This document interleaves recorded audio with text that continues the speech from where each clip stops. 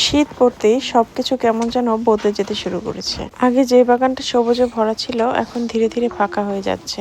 এই ঠান্ডা আবহাওয়া আর জায়গার কারণে গাছগুলো ঠিকমতো টিকে থাকতে পারছে না। কিছু কিছু গাছ শুকিয়ে যাচ্ছে, কিছু একদম গ্রোই করছে না।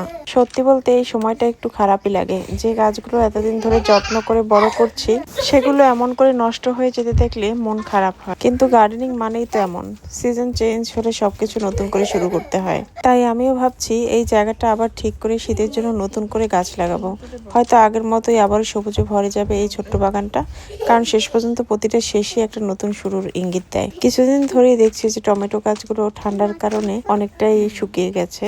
আজকে তাই ভাবলাম সব টমেটো গুলো আজকে ছিঁড়ে নেব। তো আজকে সব টমেটো গুলোই আমরা ছিঁড়ে নিলাম। বিশেষ করে টমেটো বা বেগুনের মতো গাছ শীত একদম সহ্য করতে পারে না, তাই দ্রুত শুকিয়ে যায় এবং ফলনও কমে যায়। আর আজকে সাত্বিক আমাকে সব টমেটো গুলো পাড়তে হেল্প করেছিল, আর ও তো খুবই খুশি টমেটো গুলো একসাথে পেরে। আজকে তার সাথে আমরা লাউ শাকগুলো কেটে ফেলেছিলাম, কারণ ঠান্ডার কারণে লাউ গাছগুলো নষ্ট হয়ে গেছে।